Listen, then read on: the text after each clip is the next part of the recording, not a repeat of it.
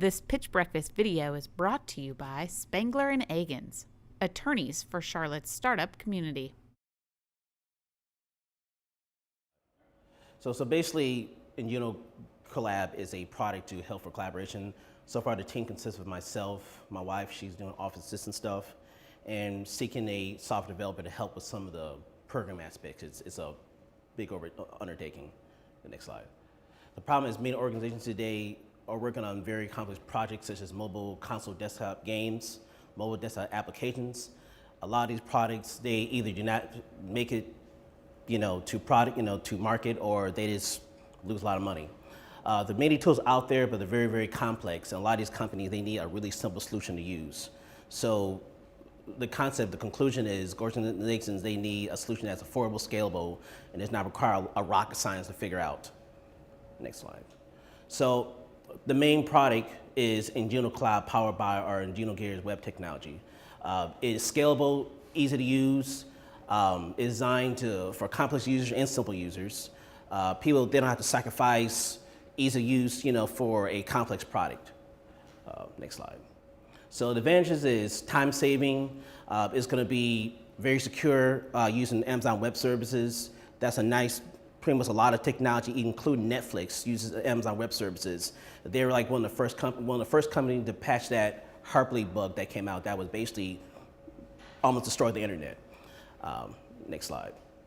The market right now, games are everywhere. Probably half the people in this room probably either have a game on their phone, have consoles at home, know someone, or have kids that play games. These numbers are millions, so to translate that, that's $111 billion in sales in 2015. 55 billion of those was consoles, 22 billion of those was mobile. The problem with that is, with all that money made in revenue, a lot of money is lost. Next slide.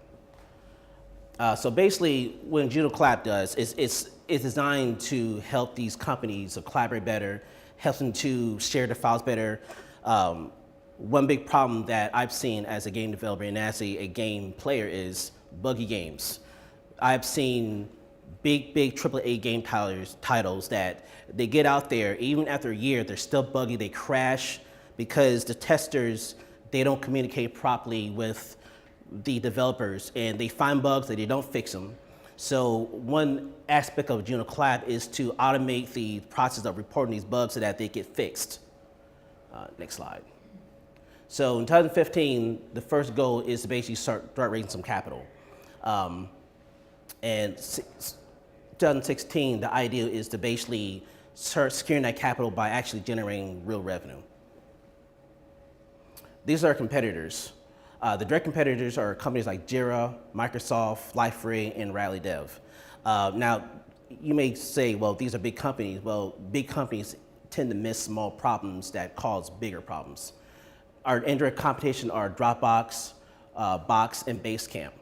All these companies, they provide collaboration solutions here and there. They also provide online storage solutions and resource management.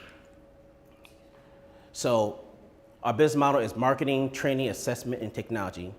Our services will be working through a subscription model where instead of tying someone to like a fixed cost, this is a new thing that companies have been doing in the past years, you pay for what you need. You don't need it, you stop using it.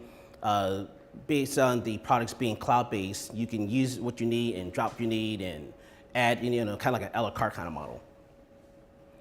So with the investment that we're trying to use, 5% would go through tools. Because it's software we're using Amazon Web Services, our cost is really, really low. That way we can put 15% in marketing because we want to market this thing as big as we can. 6% going to salaries and 20% going to reserve. And that's it.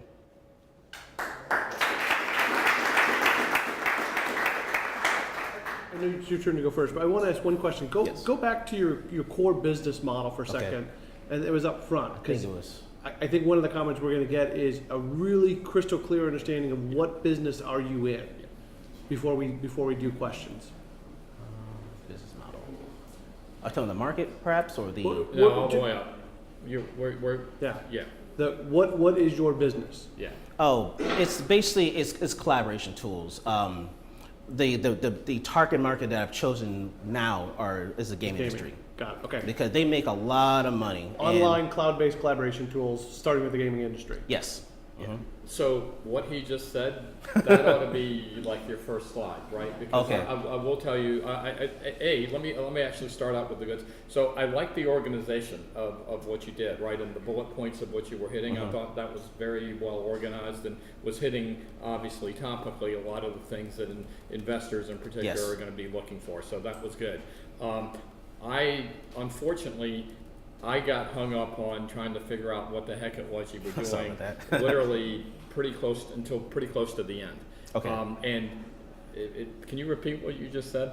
Online collaboration-based tool starting with the gaming industry. Right, and that, if you said something like that on the slide, right, and by the way, so the problem I had there is, these actually I need, and there were too many words on that for me to try to pay attention to what you were saying and looking there to see if that would help. So again, I'm a big believer in white space on these kind of presentations, especially when the time frame's limited. The more white space, the better. Right. But something that's really bulleted like that gets your attention. So it's sort of like GitHub, right? I mean, from a You can call it that. It's basically it's a cloud-based technology where it's going to start with like one industry and one like particular product, and basically they go in there and they test the game out, and they say, hey, I found a problem. They put down like a marker. It all makes sense back to the system, which is the automatic analysis and reporting and everything. So it's basically a UA platform then for gaming? Yes. Okay, all right. And so some of those words would have been helpful to keep me better focused early on in the presentation. It used to be this big. I had to narrow it down. And again, trust me, it's who was it? Samuel Clements that made the comment. I would have written a shorter letter, but I didn't have enough time. So it's very hard to get it focused down. I did like that you had a team slide. Right. One of the things on that team slide, though, that you didn't do, and for a lot of people this isn't, you needed to talk more about you. Yeah. Right. So you kind of skipped over you. Also, just a word of caution: husband and wife or sibling type run companies are sometimes a little bit of a red flag for investors. So I would challenge you of saying it's my wife and I for probably at least a third of investors, that may turn them off, so just be cognizant of that. Maybe I can have her go by her maiden name or something. Right. Well, you want to be transparent.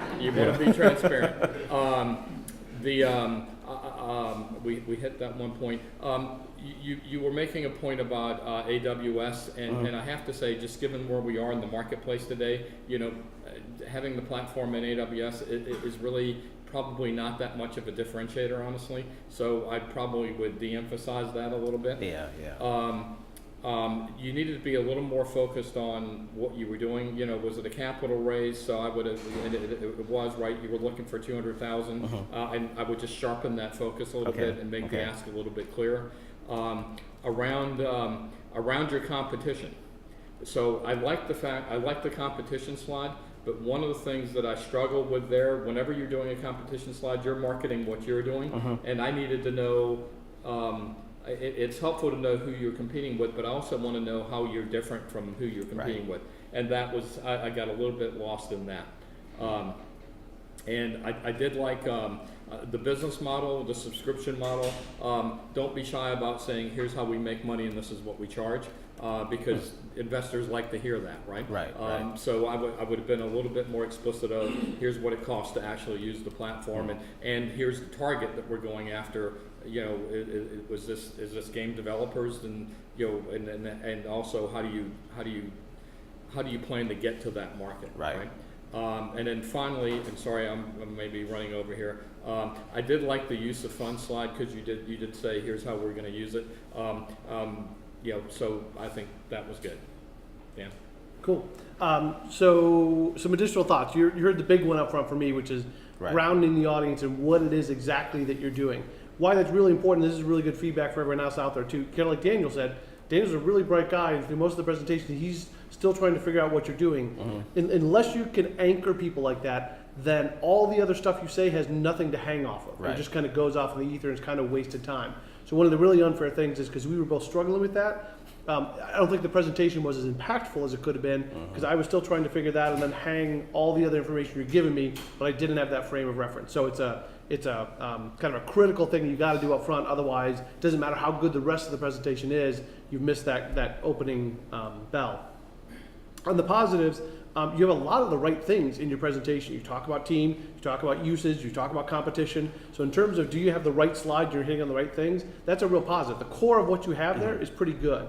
And even though I didn't up front know exactly what your business was, and this is a non-teachable thing, I just got the impression you knew your stuff, that you actually know the space, you're involved in the space, and you sound incredible, even though I didn't necessarily know exactly what it was you were doing yet. And I think that's a positive. I think on the concerns, and I'll actually make this point because it's relevant to you all out there, just as a side point on the husband and wife team though, when Sarah, who's my wife and business partner, when we started our business, she actually went by her maiden name, and she went by Sarah Garces instead of Sarah Roselli. And most of our multi-million-dollar clients, when we went in and pitched, we pitched as Sarah Garces and Dan Roselli. Most of our clients never knew we were married. I'm actually an advocate for that model, I think. And then to being transparent, if people ever asked, I would say yes, we are, but they never asked. And a lot of people in Charlotte still don't know Sarah Garces as my wife. That's okay, that's cool. I also think in terms of the competition slide that you had there and how you're going to make money, you talked about the subscription model. I think you need to go into a little more depth about what that fee is going to look like and how that scales with clients. Those are my comments. Okay. Yes. Peace, great presentation. Next. It's clear that you're angry about the problem, right? And so it's kind of crafting the solution to something that. Yeah, when you play a game that I'm glad I didn't buy and it just crashes on you, you're like, dude, these games cost $80 these days. Right, so that came across. And so that seems like the passion about the business. The two comments. One, your audience is over there. You spent, how much did you see his face?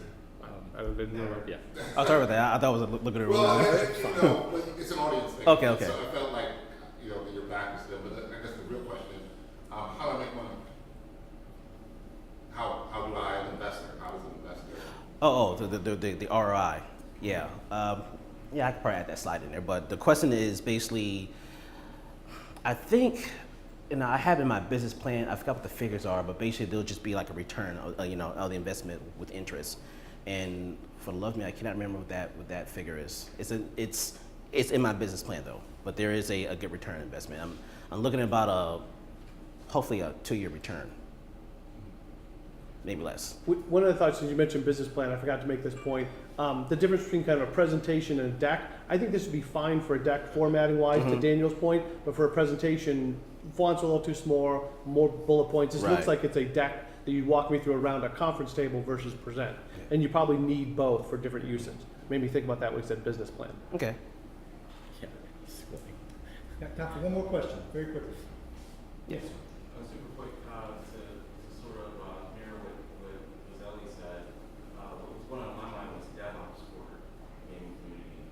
Right. In terms of competition, I thought some of those competitors were really big, and as DevOps is a growing movement, I would assume that there's some smaller folks maybe thinking about the gaming industry. I would know who those people are. Visually, I thought this was awesome.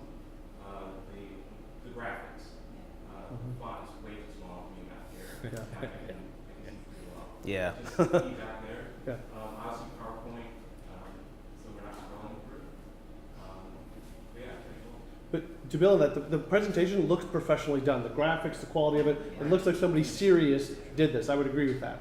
Yes. Yeah, it's funny you mentioned DevOps because that's what I did for Bank of America for a little over 3 years. So funny you say that. Helpful to know in the background, yes. Interesting. Great. Thank you. Thanks, Josh.